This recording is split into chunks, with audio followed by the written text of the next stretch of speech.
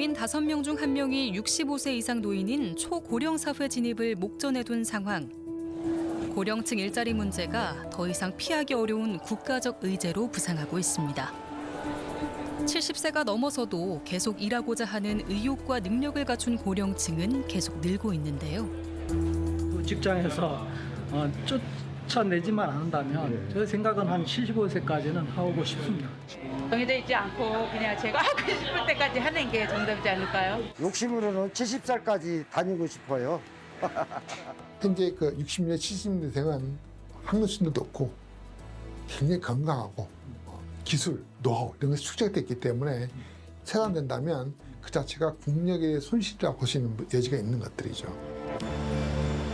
하지만 현재 고령층의 일자리는 상대적으로 저숙련, 저임금인 일자리가 대다수. 되게 주된 일자리에서 일을 하고 있다가 거기서 나가게 되면은 그와 비슷한 일을 하면서 할 수 있는 것이 아니라 굉장히 그보다 저 일자리가 질이 낮은 그런 곳으로 재취업이 되고 있고 그런 곳에서는 임금도 낮고 본인이 갖고 있는 그 역량을 충분히 발휘하지 못하기 때문에 이제 그런 것이거든요. 정년을 채웠지만 다시 일터로 돌아간 장년층들의 사연을 들어보고 고령자들을 위한 안정적인 일자리 창출 방안을 함께 모색해 봅니다.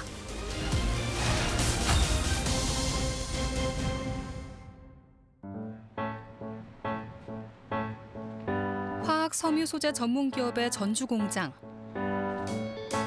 안녕하세요. 이 공장에서 시니어 인턴으로 일하고 있는 김재석 씨는 매일 아침 8시 반이 되기 전에 회사에 출근합니다. 힘들지 않으세요? 지금은 그동안 습관이라고 할까? 그런 것이 몸에 배해서 피곤하든가 그런 것은 전혀 없습니다. 김재석 씨가 일하는 곳은 국내 화학섬유 생산량 1위 기업. 올해로 65세인 김재석 씨는 바로 이 공장에서 기계 설비 유지 업무를 36년간 담당했습니다. 안녕하세요. 작업복으로 갈아입고 나면 직장에서의 일과가 본격적으로 시작되는데요. 밤새 가동된 기계에 특별한 이상은 없는지 야간 근무조의 작업 사항, 일지에 적힌 메모 등을 동료들과 함께 점검합니다. 원 포인트! 안전 확인이 좋아! 안전 확인이 좋아! 안전 확인이 좋아! 그때 당시는 이제 국민연금이 안 나올 때예요. 수입원이 퇴직금 말고는 없지 않습니까? 계속 쉬면은 퇴직금을 까먹을 수밖에 없는 상황이고 자녀들도 여워야 되는 상황인데 그렇게는 살 수가 없고 그래서 재취업을 하게 됐는데 막상 회사를 들어보니까 제 적성에 맞는 직업이 아니었어요. 김재석 씨는 퇴직 이후 다른 일자리로 재취업을 했지만 정리해고가 되어 실업급여를 받고 있다가 반가운 연락을 받았습니다. 재취업을 할 수 있냐고 물어본 거예요. 그래서 당연히 저는 오케이라고 그랬죠. 속삭사원인데 정식 사원보다는 월급이 좀 작고 이제 그런 수준으로 해서 한 300 정도 그런 수준을 제시를 하더라고요. 그래서 오케이 하고 오게 된 거죠. 이 회사는 올해 시니어 인턴십 제도를 처음 도입하고 김재석 씨와 같은 촉탁 사원을 44명 채용했습니다.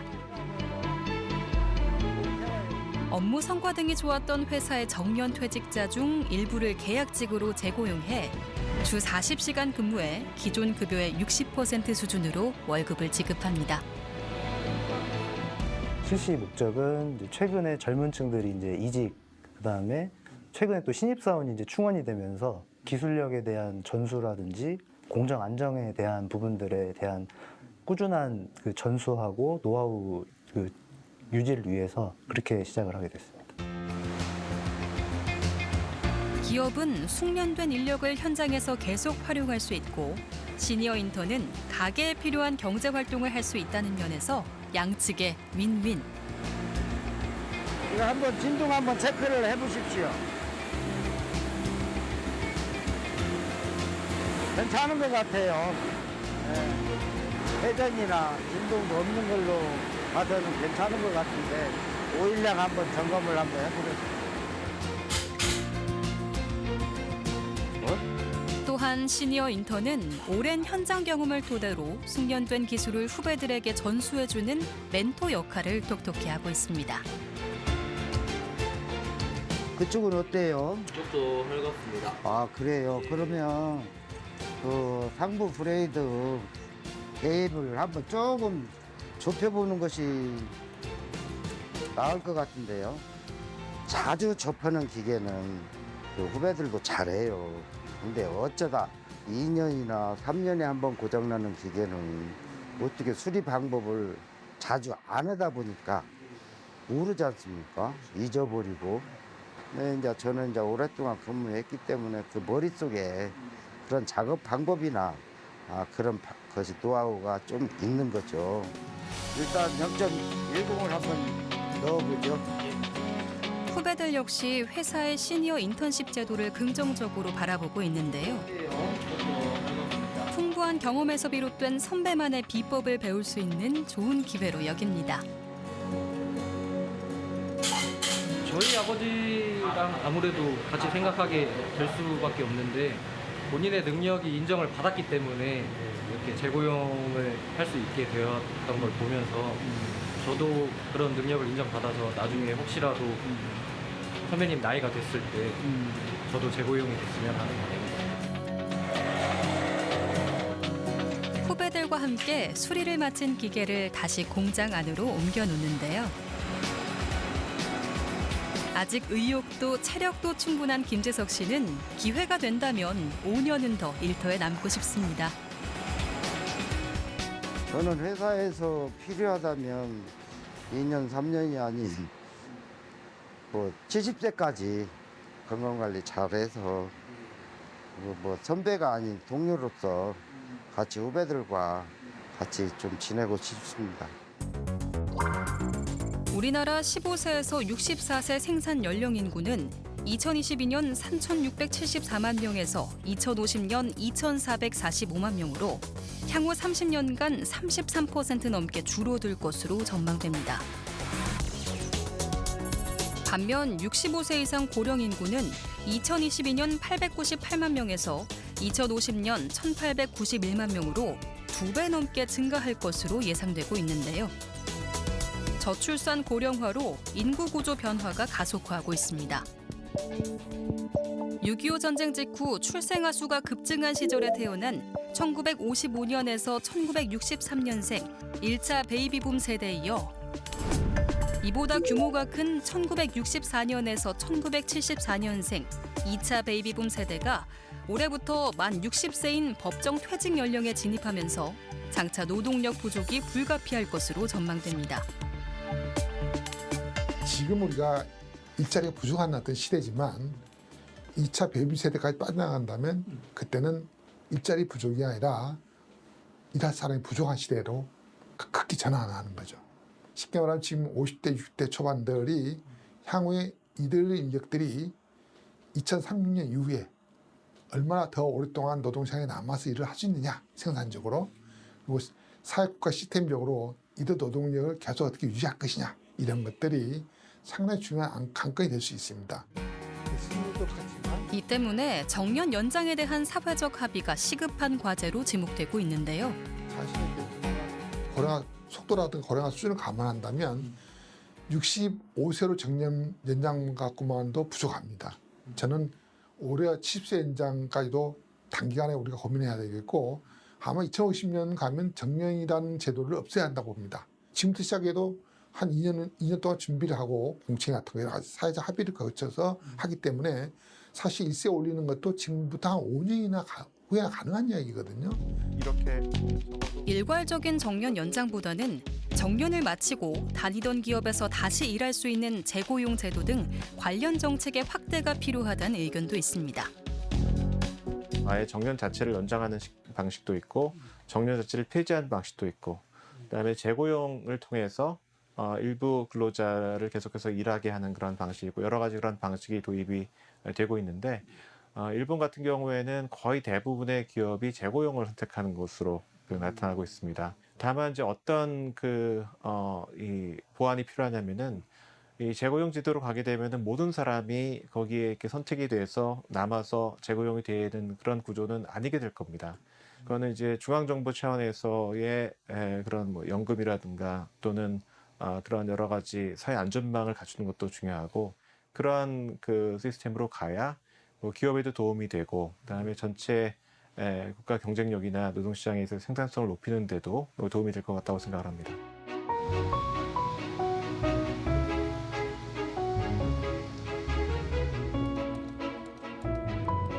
올해로 환갑을 맞은 유학성 씨.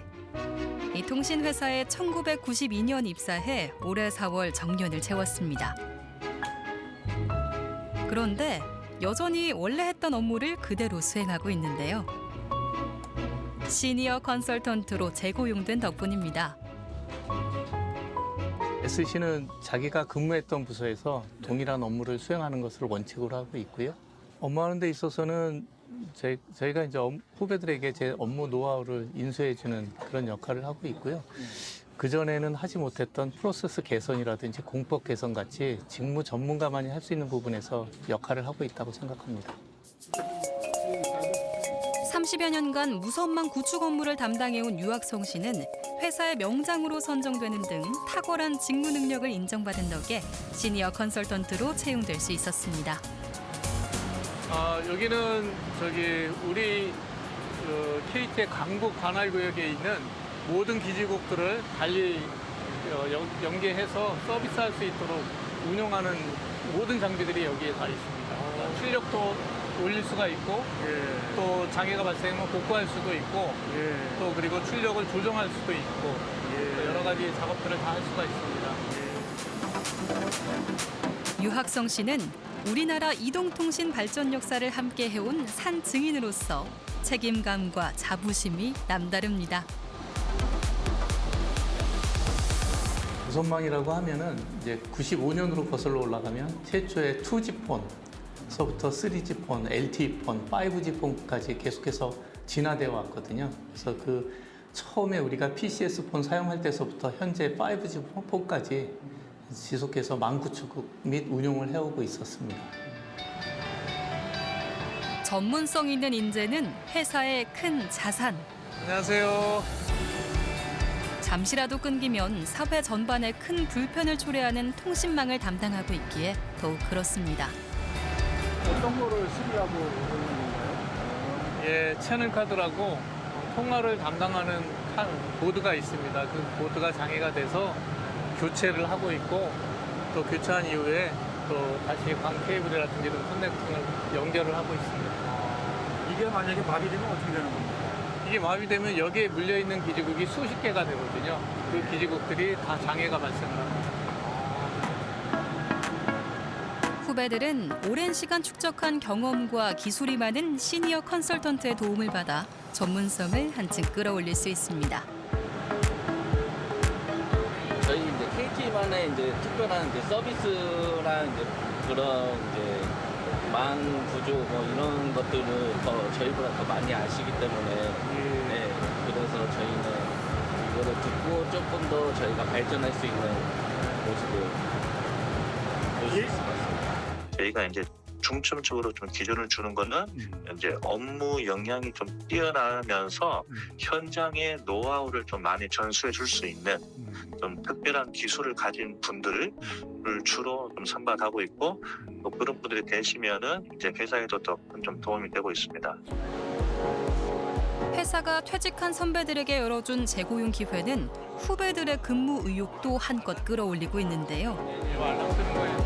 퇴직이 얼마 남지 않은 직원들이 정년 이후의 삶을 계획하는 데도 도움이 됩니다. 현재 50대 후반이라든가 60대 후반도 많이 등장하거든요. 그래가지고 이런 제도가 정리 확보가 돼가지고 저희는 한 종년 퇴직이 다가오시는 분들도 희망을 갖고 계속 근무할 수 있는 그런 분위기가 됐으면 좋겠어요. 본인도 다시 재입사하고 싶은 생각이 있으신지요? 네, 신청하고 싶습니다. 올해 5월 통계청의 경제활동 인구조사 고령층 부가조사에 따르면 55세에서 79세 고령층 인구 10명 중 7명은 장래에도 계속 일하기를 원하고 있었는데요. 일하고 싶은 사유로는 생활비의 보탬이 55%로 가장 많았고 일하는 즐거움, 무료해서 사회가 필요로 함 등이 뒤를 이었습니다. 장래에도 근로를 희망하는 고령층들은 평균적으로 73.3세까지 일하고 싶어 했는데요. 하지만 이들이 가장 오래 근무한 일자리를 그만둔 평균 연령은 49.4세로 집계돼 대조를 이뤘습니다. 일자리를 그만둔 이유로는 사업 부진, 조업 중단, 휴폐업이 29.1%로 가장 높았고 권고사직, 명예퇴직, 정리해고도 11.7%로 고령층 10명 중 4명가량은 본인의 의사와 상관없이 일터를 떠난 것으로 나타났습니다. 주된 일자리를 떠났더라도 새로운 일자리를 찾아 취업하는 고령층은 해마다 증가하고 있는데요. 올해 55세에서 79세 전체 고령층 인구 중 취업자 비율, 즉 고용률은 역대 최고치인 59%로 집계됐습니다. 지금은 아이들의 부양을 받기가 어려워지는 그런 그 사회가 되었고요. 근데 그렇다고 해서 공적인 그 노후 부양 체계가 잘 확립이 됐냐면은 그것도 아직 발달이 좀 미진합니다. 그러니까 지금 이 공적용을 받지 못하는 고령자들도 상당수가 되시고요. 또 다른 중요한 이유는 2000년대 중반 이후에 청년 고용이 굉장히 어려워졌습니다. 취업 준비도 해야 되고 이제 그것을 부모가 또 뒷받침을 해야 되는 그런 부담이 생겼거든요. 문제는 일자리의 질인데요. 한국개발연구원 KDI가 최근 발표한 한 보고서에 따르면 우리나라의 대다수 중장년층은 기존 일자리를 떠난 후에 전혀 다른 직무를 수행하는 일자리에 재취업하고 있는 것으로 나타났습니다. 젊은 층에서 퇴직한 경우에는 기존에 하던 직무하고 비슷한 직무를 하는 일자리로 재취업을 하는 경향이 관찰이 되었는데요. 그런데 이제 50대 이상 중장년층 취업자들의 경우에는 기존에 분석적인 업무를 하시던 분들도 이제 육체적 단순 노동을 주로 하는 일자리로 재취업을 하시는 그런 경향이 관찰이 되었습니다. 이 같은 중장년층 근로자의 고용 불안정성은 과도한 연공서열형 임금 체계에서 기인했을 가능성이 높은 것으로 분석됐습니다. 이 연공서열형 임금 체계 하에서는 재직 기간에 비례해서 자동적으로 임금이 높아지게 되는데요. 고용주 입장에서는 해고의 유인은 높아지고 또 채용의 유인은 낮아지는 그런 결과를 초래를 할 수가 있습니다. 그래서 임금에서 재직 기간이 차지하는 중요성을 조금 줄이고 직무의 내용이나 성과에 따른 임금 체계를 좀 확대를 해서 실질적인 근로 연한을 늘리고 또 직무의 단절을 예방하는 것이 무엇보다 중요하다고 생각합니다. 한국폴리텍대학 서울 정수 캠퍼스. 고용노동부 산하 기능대학인 이곳에는 특별한 교육 과정이 있습니다. 바로 신중년 특화 과정인데요. 만 40세 이상 중장년을 대상으로 과정별로 3에서 6개월간 맞춤형 기술 교육을 제공해 노동시장 재진입을 지원하고 있습니다. 이번 학기에 공존행동 직종 교육을 받는 신중년은 27명. 전직이나 경력은 각양각색이지만 현재는 공존행동 기능사 자격증 취득을 꿈꾸며 인생 2막을 준비하고 있습니다. 이거 왜 따시려고 하세요? 제가 올해 2달 전에 정년퇴직을 했는데 앞으로 살아갈 날이 굉장히 많기 때문에 충분하게 보람 있게 살아야죠. 고수는 어떻게 생각하시냐? 기존에 봤던 것보다는 이거 훨씬 낫죠. 훨씬 낫습니다. 그런데 그 보수로 생각한다면 이걸 아예 하지 말아야죠. 근데 그것보다는 좀 인생을 보람 있게 살고 그리고 떳떳하잖아요. 집에서도.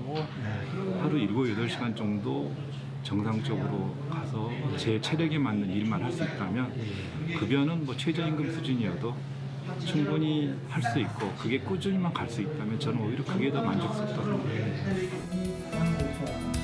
신중년 특화 과정의 교육비, 재료비, 교재비는 전액 무료.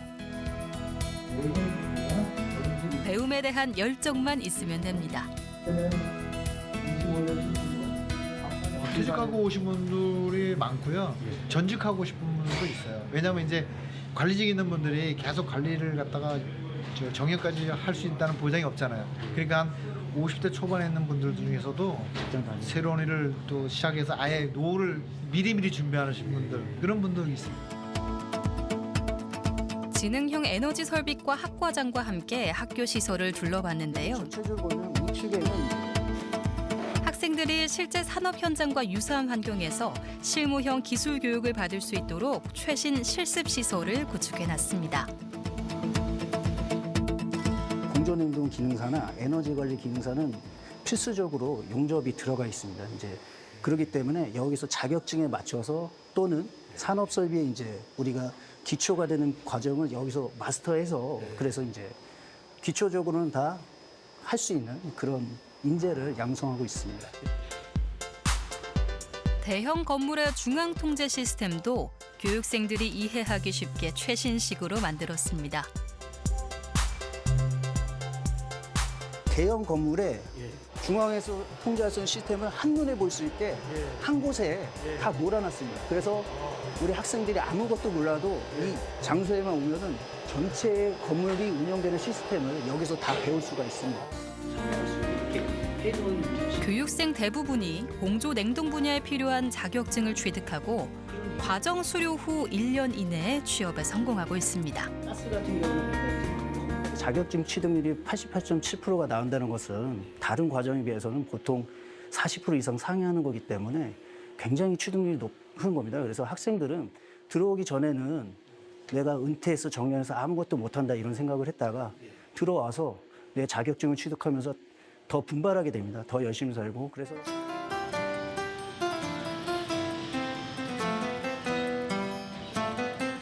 대형 건설회사에서 재무 관리를 담당해온 나상욱 씨는 정년을 채우지 않고 지난 2021년 희망퇴직을 했는데요. 2022년 폴리텍대 신중년 특화과정 공존행동 직종을 수료한 후에 제2의 인생을 살고 있습니다. 지금은 이제 오후 5시에 퇴근이거든요. 그래서 다시 퇴근하고 버스 타고 여기 오면 20분 정도 걸리는데 지금 막 도착한 겁니다. 퇴근 후엔 색소폰 연습 등 소소한 취미 생활을 꾸준히 즐기고 여유로운 삶을 살고 있는데 낮에는 서울의 한 종합병원의 공존행동기계 기사로 일하며 병원의 냉방기와 보일러 등을 점검하고 정비를 합니다.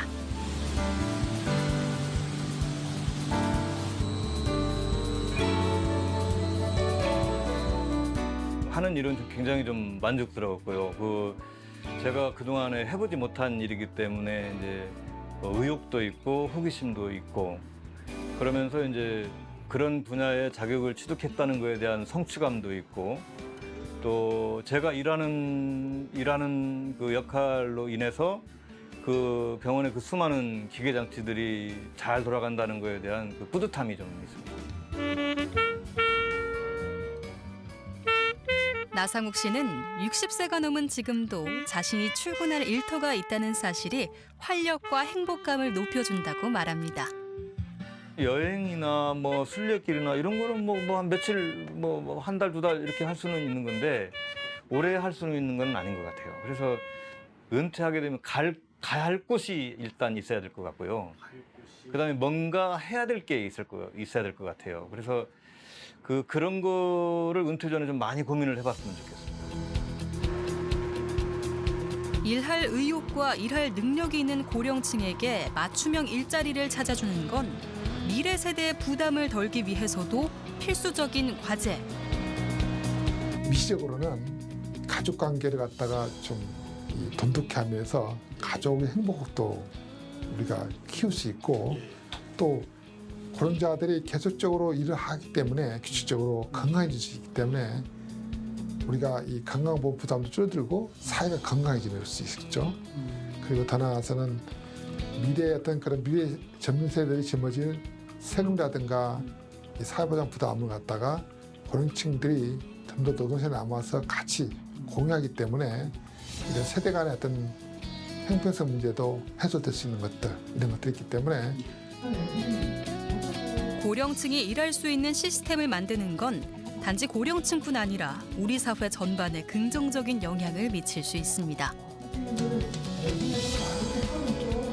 고령 친화적인 일자리 특성이라고 하는 게 일자리가 훨씬 더 유연해서 자기가 원하는 만큼 일할 수 있는 이제 그런 특성을 갖고 재택근무도 가능하고 그다음에 유급휴가도 많고 이제 이런 그 일자리를 말하자면 고령 친화적인 일자리를 꼽히는데 고령 친화 지수가 말하자면 늘어나는 그런 변화가 나타났을 때 고령자의 고용도 늘었지만 젊은 여성의 고용하고 그다음에 고학력 젊은 그 청년층의 고용도 오히려 거기서 늘었다라는 결과가 나오거든요. 그래서 그런 방식의 변화는 고령층에도 도움이 되고 또 고령층도 선호하고 청년층도 반기고 선호하는 이제 그러한 서로에게 윈윈이 될 수 있는 그러한 변화라고 생각을 하고요. 고용 유연성을 제고하고 일하는 방식을 다양화하는 등 고령층이 원하는 만큼 그들을 필요로 하는 일자리에서 오래 남아 일할 수 있도록 법과 제도가 조속히 정비되길 기대합니다.